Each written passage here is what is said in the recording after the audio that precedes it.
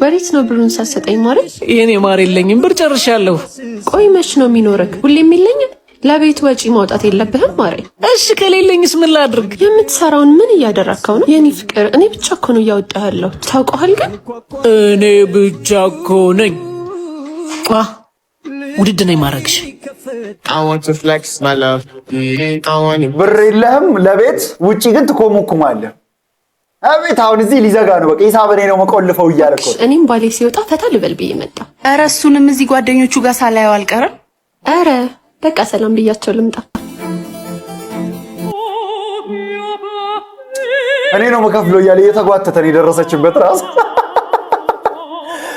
ቤት ውስጥ የሽሮ መግዣ ብር አሰጥም እዚህ ሂሳብ ትጋፋለህ እንዴ? ሰውዬሽ እኮ አስቸገረ እኔ ካልከፈልኩ እያለ ደግሞ ዛሬ ብቻ መሰለሽ እንዴ? ሁሌም እኮ ነው እንዴ? አንዳንዴም እድል ስጠን እንጂ። በጣም እድለኛ እኮ ነሽ። ለጓደኞቹ እንደዚህ ከሆነ ለቤቱ ደግሞ አሰብኩ አይደለ? ቤት እንደመጣ ሰማንያችንን እንቀጥል። ወይኔ ሰማንያዬ እዛ ወደቀ።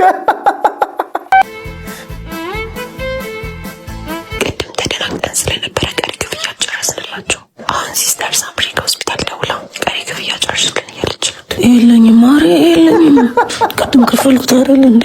የለኝም። እታች ካለው ካፌ ጁስ አዝዤ ነበር። አዎ እኔ ነኝ። መጠጡ አልተስማማኝም ነበር። እሺ ሂሳብ 250 ብር ነው። እኔ ነኝ የምከፍለው። አንዳንድ ወንዶች እንደዚህ ነን አሉ። ለቤታችን ማጣት የሞት ያልን ፈረውና ውጭ ላይ ግን ኤሎን መስክን ራሱ ብናገኘው ካልጋበስኩ የሚያስብል አባዜ ያለብን ወንዶች ብዙ ነን። ይሄ ነገር ግን በሳይንሱ የሆነ ስያሜ አለያም የህመም ስም ይኖረው ይሆን? እስኪ ፎሎ እያረጋችሁ በዚህ ጉዳይ ላይ ያላችሁን ሀሳብ ኮሜንት አድርጉልኝ። የሳይንቲፊክ ስሙማ አንጃይተር ዲስኦርደር ምናምን። በጣም ብዙ ሰዎች እኮ አላችሁ ከገንዘብ አቅም ብቻ ሳይሆን ደግሞ ከጸባይ ራሱ ቤት ውስጥ በቃ ኮስታራ ተማቺ ምናምን፣ ውጪ ግን አንገደፊ ሰላምተኛ እንደዚህ አትሁኑ። እስቲ በቃ እንደውም ማስበለጥ ካለባችሁ የቤታችሁን ሰው ነው ማስቀደም ያለባችሁ፣ ማስበለጥም ያለባችሁ።